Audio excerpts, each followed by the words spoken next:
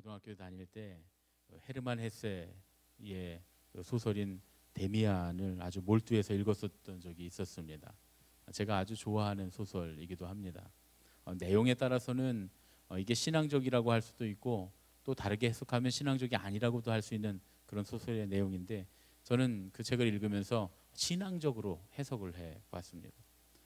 이 에밀 싱클레어라고 하는 한 청년이 성장하는 과정을 보면서 저는 인생이 무엇인가 또 신앙이 무엇인가 이런 것에 대해서 깊이 생각해 볼 수가 있었습니다. 소설의 내용은 이렇습니다.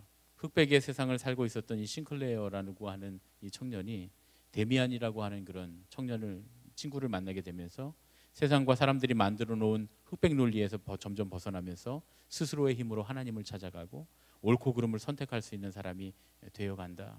이제 이 책을 나름대로 제가 그렇게 요약하고 해석해 본 그런 내용입니다.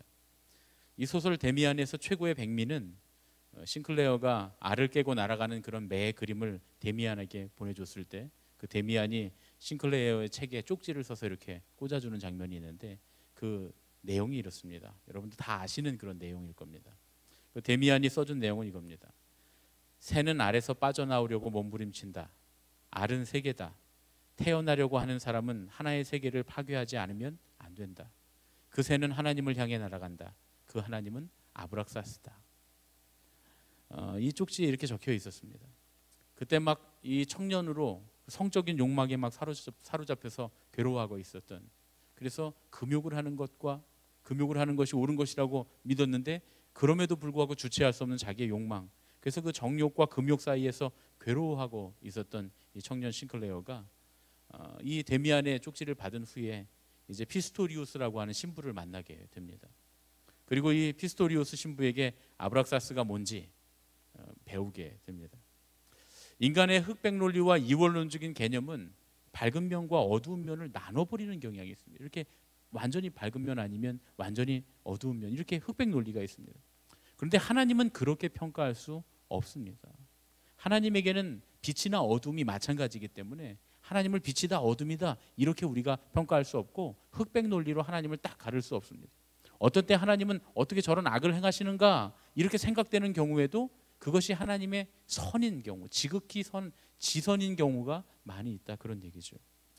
하나님에게는 빛이나 어두움이 매한 가지인 분입니다. 굉장히 어려운 신학적인 주제이긴 한데 시편 139편 12절에 이렇게 기록되어 있습니다. 함께 읽겠습니다. 시작.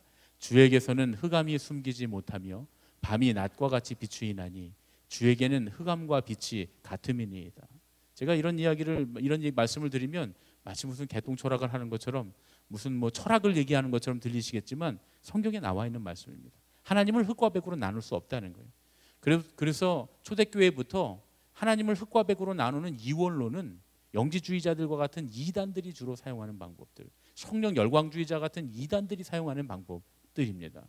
우리는 흔히 그게 신앙이라고 생각하고 그렇게 흑과 백으로 딱 나눠서 이건 선이고 이건 악이다 이렇게 나누는데 너무 익숙해 있고, 이것은 영적인 것이고 이건 육적인 것이다 라고 나누는 것에 너무 익숙하고, 영적인 건 좋은 거고 육은 다 나쁜 것이다 라고 생각하는데 너무 익숙한데, 사실 여러분 이것이 이단이라고 하는 거예요.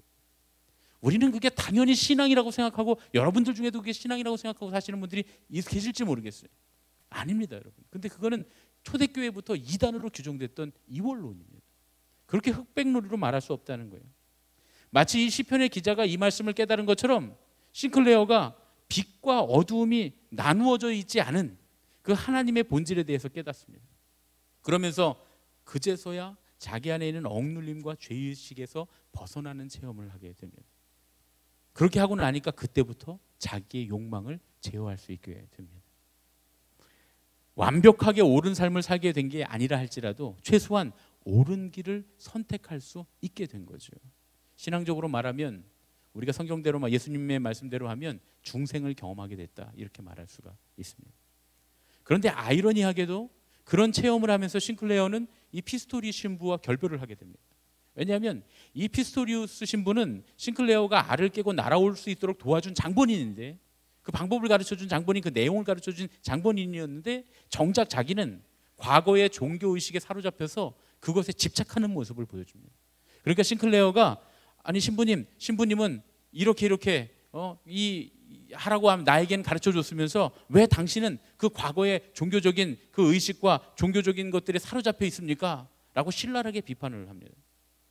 그런데 피스토리우스 신부가 결국 이 싱클러의 충고를 받아들이지 못하고 결국 껍질을 깨고 나오기는 했지만, 그 껍질을 깨고 나오는 방법을 알고 있었지만 결국 그 껍질을 손에 들고 그것에 집착함으로써 결국 날아오르지 못하는, 진정한 완전한 중생에 이르지 못하는 그런 모습을 보여줍니다.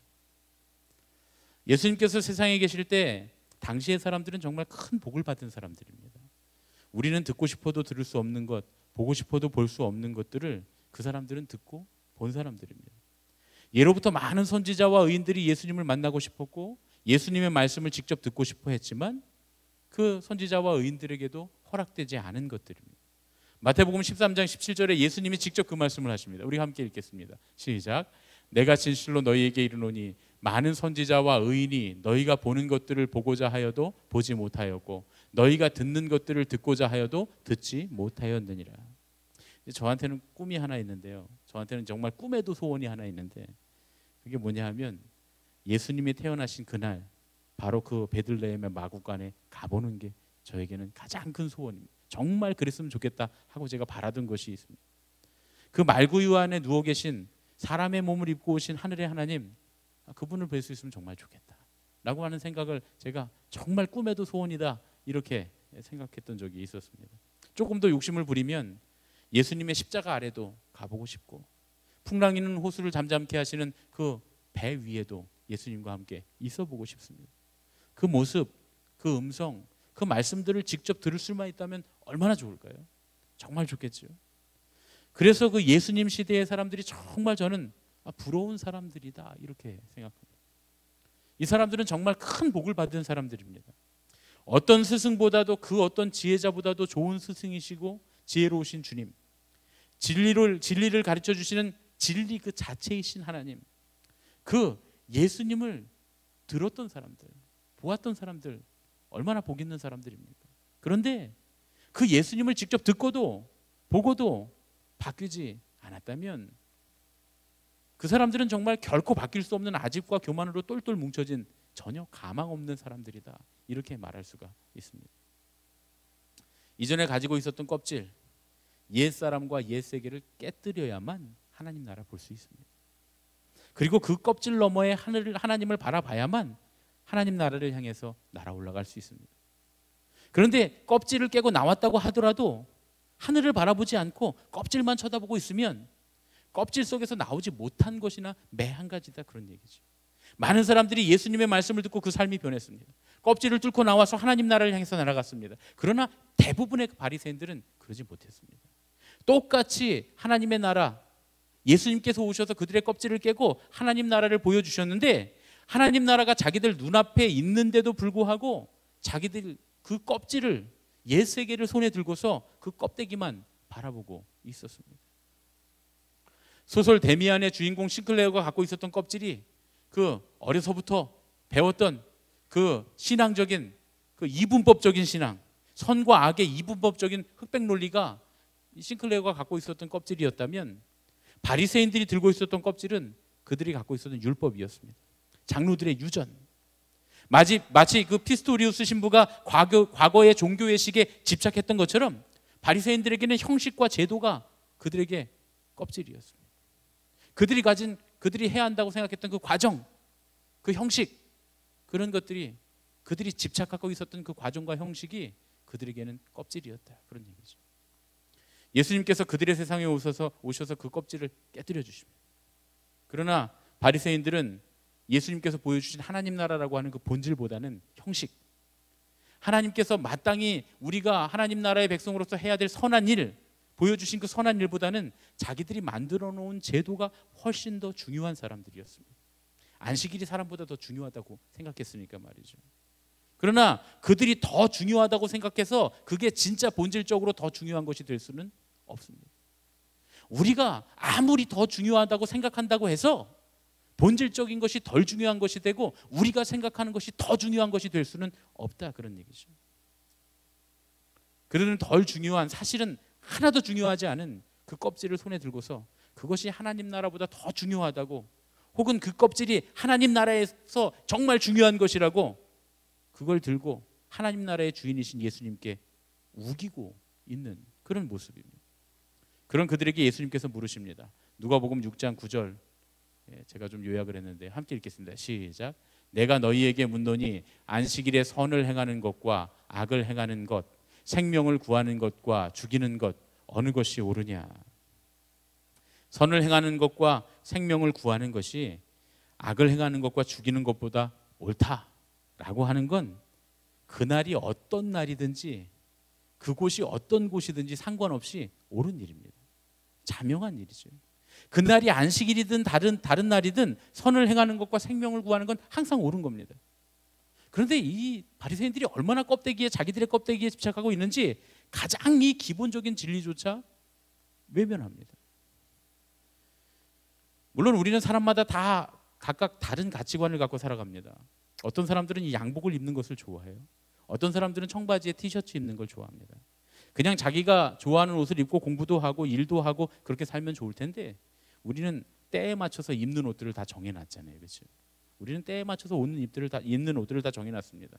이 무슨 옷을 입어야 되는 법이 있는 건 아닌데, 그냥 우리들 모두가 그런 형식에 암묵적으로 동의함으로써 그것을 어느 정도 지키면서 살아갑니다. 물론 그게 나쁘다는 건 아니에요. 그럴 수 있습니다. 그런 형식들이 주는 가치가 분명히 있어요. 그런데 형식과 본질이 부딪힐 때, 그때는 어떻게 해야 되냐 말이죠. 선과 악의 문제나 죽이고 살리는 문제라면 그때에도 정말 우리가 만들어 오는 현식을 따라서만, 우리가 만들어 놓은 과정을 따라서만, 그 틀을 따라서만 생각하고 결정해야 하는가? 라고 하는 겁니다. 예수님께서 이 말씀을 하시고 손이 마른 사람의 손을 고치십니다. 그리고 그 사람의 손이 회복됩니다. 기적이 일어났습니다. 여러분, 얼마나 좋은 일입니까? 손이 말라서 아무것도 하지 못하던 사람이 이제 손에 생기를 얻게 되고 손이 고쳐져서 무엇이든 할 수 있는 사람이 됩니다. 환자를 고통에서 해방시키는 건 어느 시대든 어떤 장소든 좋은 일, 잘하는 일입니다. 그런데 그날이 안식일이었기 때문에 바리새인들은 그 일이 잘한 일도 좋은 일도 아니라고 말합니다. 그들이 거기다가 잔뜩 그냥 옳지 못하다 해서 화가 납니다. 누가복음 6장 11절 말씀입니다. 함께 읽겠습니다. 시작. 그들은 노기가 가득하여 예수를 어떻게 할까 하고 서로 의논하니라. 그냥 화만 난 게 아닙니다. 예수님을 어떻게 하려고 의논했다는 거예요. 우리는 저 어떻게가 예수님의 죽음을 의미한다는 걸 알고 있습니다. 그들은 화가 잔뜩 나서 예수님을 죽이기로 결정을 했습니다. 껍데기를 손에 들고 있는 사람들의 특징이 뭐냐? 자신들이 들고 있는 이 껍데기를 자기 자신한테만 적용하지 않고 다른 사람들에게까지, 타인들에게까지 적용한다는 겁니다. 바리새인들은 자기들이 들고 있는 껍질을 하나님 나라를 선포하는 예수님에게 씌웁니다. 그리고 그 껍질 속에 속박되지 않으시고 자유롭게 하나님 나라를 이루어 가시는 예수님을 죄인이라고 막 낙인을 찍어버립니다. 누가복음 6장 7절, 오늘 말씀 시작을 함께 다시 한번 읽어보겠습니다. 시작. 서기관과 바리새인들이 예수를 고발할 증거를 찾으려 하여 안식일에 병을 고치시는가 엿보니. 도무지 고발할 증거를 찾으려고 쳐다보고 있는 사람에게서 피해갈 수는 없습니다. 바리새인들은 예수님을 찾아온 목적이 처음부터 고발하기 위해서였습니다. 물론 바리새인들이 예수님을 처음부터 미워했던 건 아닙니다. 처음에는 예수님의 말씀을 들으면서 좋아도 했어요. 그런데 그 말씀을 좋아하면서 듣다가 어느 순간 자기 자신들이 갖고 있는 형식과 이 전통, 자기들이 해야 한다고 생각하는 그 과정에 얽매이지 않는 예수님을 보면서 처음에는 약간의 불편함을 느꼈습니다. 그래서 시험 삼아 여러 번 예수님께 자기들의 율법과 전통과 자기들의 과정이라고 하는 껍질을 몇 번 씌워봅니다. 그런데 그 결과 예수님께서는 그 범주 안에 들어가시지 않는 거예요. 예수님이 그 범주 안에 들어가는 분이 아니라는 것을 알게 됩니다. 그래서 이번에는 아예 작정을 하고 자기들의 전통과 율법이라고 하는 껍질에 예수님을 강제로 밀어 넣습니다. 예수님을 고발해서 법으로라도 자기들의 전통과 율법 아래 굴복시키고 싶었던 거예요. 아무리 생각해도 삼자의 입장에서 보는 우리는 이해가 안 되죠. 당연히 예수님 옳은 일을 하셨고 바리새인들은 잘못된 형식의 예수님을 올가매려고 하고 있는 게 눈에 보입니다. 그런데 우리는 이 바리새인들이 바로 나라고 하는 사실을 미처 생각하지 못합니다. 여러분 장기를 둘 때 이렇게 보면, 장기 둘 줄 다 아시죠? 장기를 둘 때 이렇게 보면 이 마주보고 두는 사람보다 옆에서 훈수 두는 사람이 훨씬 잘 보입니다. 그럴 때가 있어요. 그런 것처럼 마치 장기를 두고 있는 사람들을 바라보면서 우리가 옆에서 훈수하면서 왜 저렇게 할까 그렇게 하는데 막상 자기가 그 장기 자리에 앉고 보면 자기는 하나도 못 보는 것처럼 예수님을 정죄하는 바리새인들의 잘못은 잘 보이는데 우리가 지금 나의 껍질을 들고서 하고 있는 일은 잘 못 봅니다.